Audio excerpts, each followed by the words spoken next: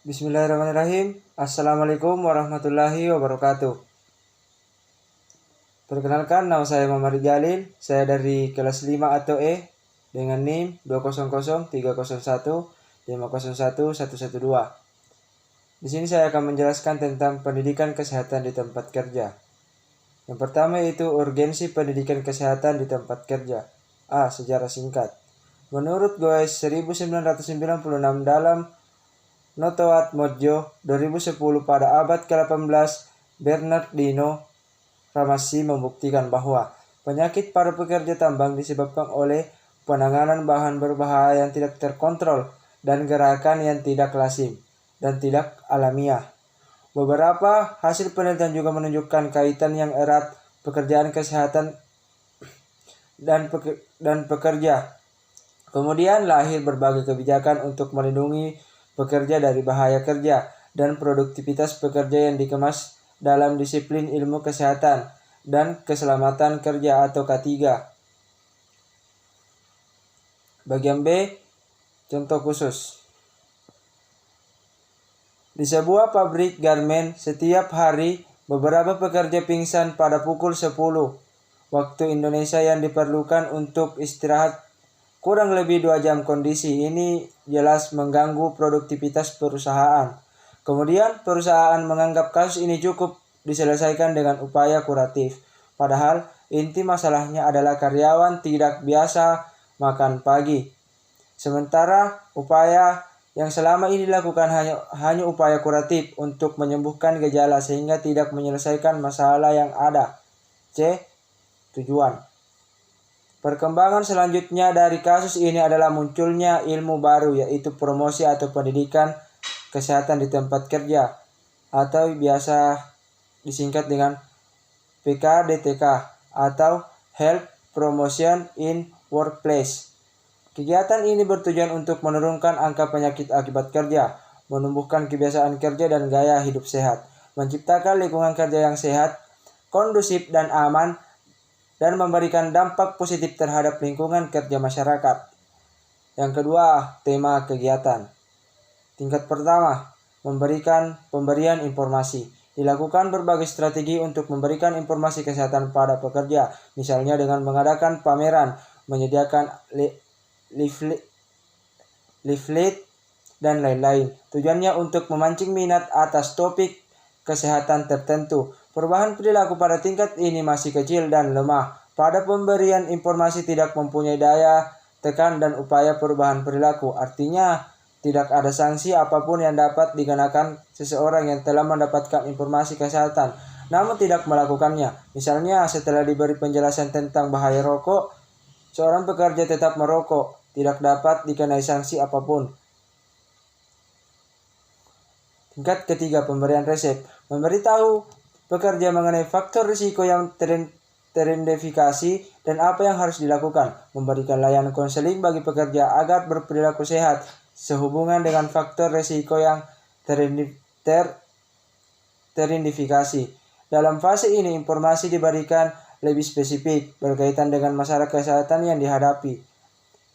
Disampaikan dengan lebih intensif dan seksama, dan konselor yang harus yakin bahwa pekerja memahami informasi yang disampaikan. Misalnya ada pekerja yang terdiagnosis hipertensi, diberitahu bagaimana cara mengurangi atau menghilangkan faktor risiko tersebut dengan mengurangi makanan sumber kolesterol dan lebih banyak mengkonsumsi buah dan sayuran. Tingkat keempat, menciptakan lingkungan yang mendukung. Pada fase ini, pekerja diminta berperilaku hidup sehat, dan perusahaan atau tempat kerja harus menyediakan fasilitas agar sehat dapat dipraktikkan di area tempat kerja. Yang menjadi masalah adalah kenyataan meskipun telah disediakan fasilitas yang memadai, sudah ada peraturan yang berperilaku sehat, namun banyak pekerja yang tetap berperilaku semuanya sendiri. Secara otomatis, mengubah perilaku memang bukan hal yang mudah. Hal ini terjadi karena perilaku sehari-hari sudah merupakan kebiasaan yang muncul secara otomatis. Sehingga untuk mengubah perlu upaya yang maksimal dan motivasi intrinsik yang bersangkutan. Yang ketiga, waktu dan durasi. Secara umum, pendidikan kesehatan di tempat kerja dapat dilakukan kapan saja sesuai dengan kebutuhan intuisi Pada jam kerja dapat dilakukan dengan memutar lagu-lagu, dapat mengendurkan urat-urat saraf di luar jam kerja, misalnya pada saat makan siang, diputar kaset tentang kesehatan atau nutrisi. Durasi PKDT, kaset tentang kesehatan, dapat diselenggarakan untuk periode waktu tertentu atau terus-menerus.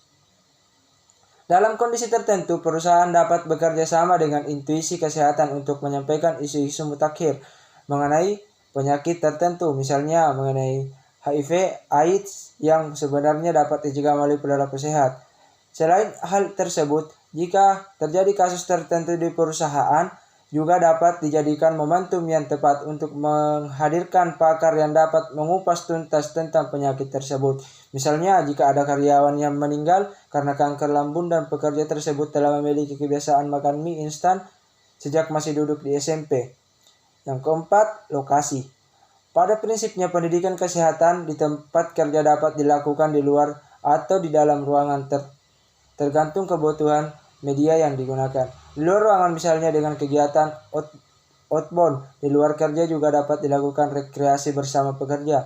Penyuluhan kesehatan kepada para penjajah makanan di sekitar tempat kerja. Di dalam tempat kerja dengan cara merekrut pekerja untuk menjadi kader kesehatan. Kemudian diberikan pelatihan secara khusus. Selanjutnya diberi tugas untuk memantau kondisi kesehatan karyawan. Yang kelima, penyelenggara. Perusahaan besar biasanya memiliki divisi khusus untuk memberikan tanggung jawab mengenai kesehatan kerja para karyawan dengan dokter perusahaan. Namun tidak sedikit perusahaan yang baru mencari tenaga kesehatan jika ditemukan kasus kesehatan ada karyawannya. Bahkan sebagian lain menganggap pendidikan kesehatan perusahaan dapat merusak citra perusahaan. Misalnya jika perusahaan memberikan pendidikan kesehatan mengenai HIV atau AIDS, bagi karyawannya khawatir dicap sebagai perusahaan yang bereputasi buruk karena menganggap ada karyawannya yang menderita.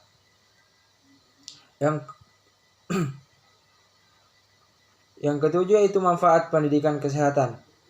Implementasi pendidikan kesehatan di tempat kerja memberikan manfaat yang banyak lagi bagi para pekerja maupun perusahaan. Manfaat bagi para pekerja antara lain memahami dan mampu berperilaku sehat. Kepuasan kerja meningkat karena menyadari kepedulian perusahaan dan menurunkan absensi sehingga meningkatkan produktivitas. Kondisi ini akan meningkat loyalitas pekerja terhadap perusahaan dan pada akhirnya perusahaan juga diuntungkan. Bagi perusahaan, pendidikan kesehatan di tempat kerja sangat bermanfaat seperti menunjukkan kepedulian terhadap karyawan sehingga karyawan lebih loyal kepada perusahaan atau intuisi angka turnover rendah sehingga rekrutmen dan kepelatihan karyawan baru juga rendah sehingga meningkatkan produktivitas perusahaan. Selain itu, juga menurunkan biaya kompensasi pengobatan karyawan, menurunkan angka penyakit akibat kerja, menumbuhkan kebiasaan kerja dan gaya hidup sehat, menciptakan lingkungan kerja sehat, kondusif dan aman, memberikan dampak positif terhadap lingkungan kerja di masyarakat. Pada akhirnya perusahaan mempunyai citra positif dari masyarakat dan mitra bisnis sehingga mendapatkan kepercayaan baik dari masyarakat maupun mitra bisnis. Sekian yang sempat saya sampaikan, kurang lebihnya mohon dimaafkan. Wabillahi taufiq wal hidayah. Assalamualaikum warahmatullahi wabarakatuh.